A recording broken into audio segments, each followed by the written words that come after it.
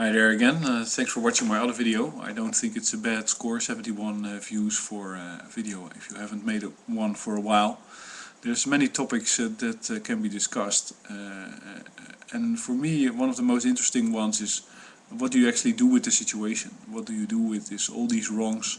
I believe that the whole financial crisis is an energy crisis, so that in the basis it cannot be solved by a revolt. You know, you will be revolting and everything will be crashing and you'll be in bigger chaos, and the rich people, the people with the money that have the guns and have the security that they can pay or bribe, they'll be in better shape. And that's exactly why there's no lose scenario for the Republicans. They can either go on looting the treasury and let's say buying resources and stuff from you with money that they get for free, or that they simply demand.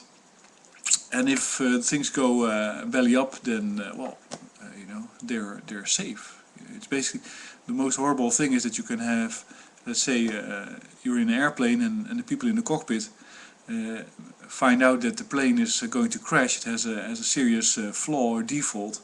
One of the engines is going to burn or explode, and they look around and they say, well, we have 3 parachutes. It's the captain, the pilot, the co-pilot and the navigator.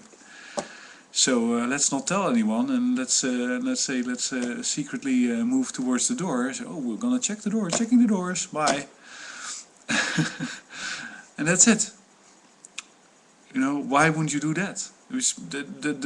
Everybody can observe that there is a huge gaping culture difference, and there's no care from the Republicans for the average person. It's a different stratum that they live in, a different realm. It's like they don't have to mingle. It's like every now and then Michelle Bachmann picks up a shovel. And she tries to do all kinds of good, but it's always, of course, from a position of a lot of power. So it's her choice, it's her discretion, and ultimately maybe she sympathizes. I'm not sure. I think she's a bit crazy, but you know, there's a lot of these guys that just don't give a damn. So if the US crashes and it's a big disaster for everybody, it's not gonna be as if you're gonna, you know, going to be able to expect help. And if it's really energy related, then there's nothing going on, really. There's no driving around, there's no food production, there's nothing. And that's a big problem. Of course, maybe, you know, it will all be a little bit less serious than you expect, but serious it would be nonetheless if let's say the whole supply chain becomes disrupted and you're stuck in the middle of a country where you can't really move around because everything is far apart. You know, so what do you do? I don't think, personally, revolting is not is only partially the solution, but it has to be very local. It has to be very local. So the way I think about it is 2 ways. First of all, looking at somebody to be the leader, I think, is a mistake. That's something that I should mention, because I've been thinking about this. Like leadership is a role. You have a role as a leader.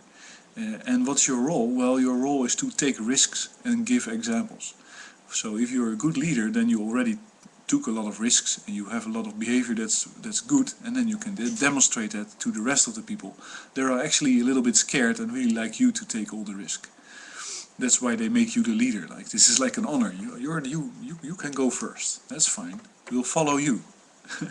And just see what happens to you. Usually, you know, there's just this natural thing that that leaders feel powerful and all that stuff, but of course they're not. They're just reckless and lucky. There's that combination, and they can get a very long way because people like other people to take the risks. They like other people to be leaders.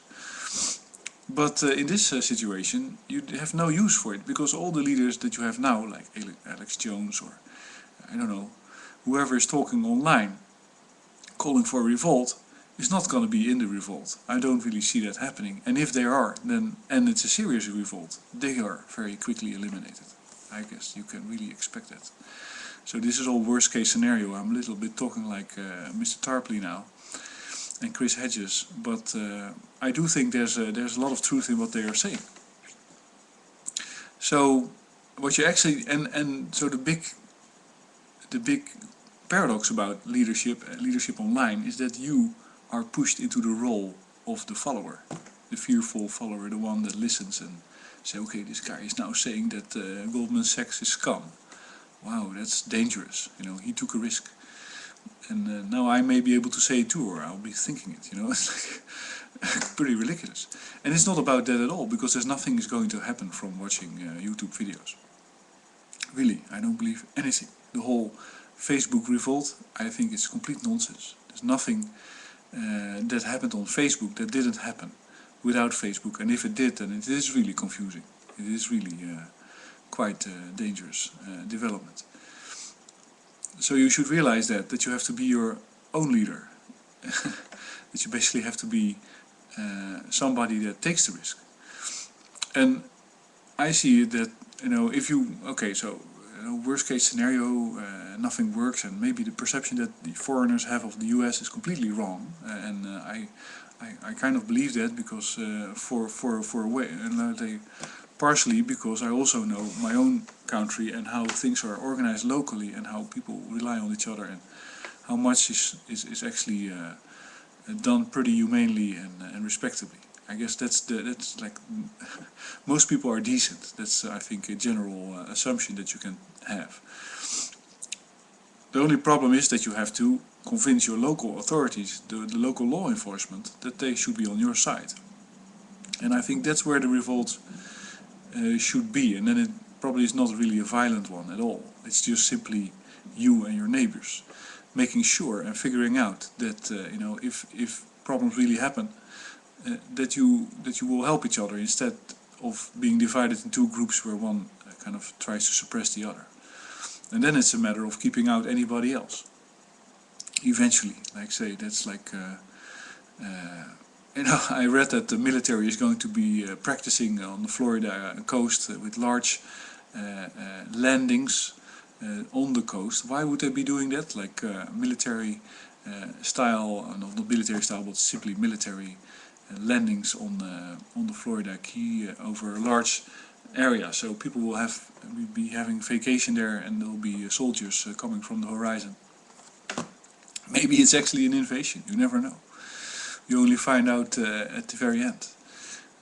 I guess that will be very confusing anyway, but I hope this makes sense.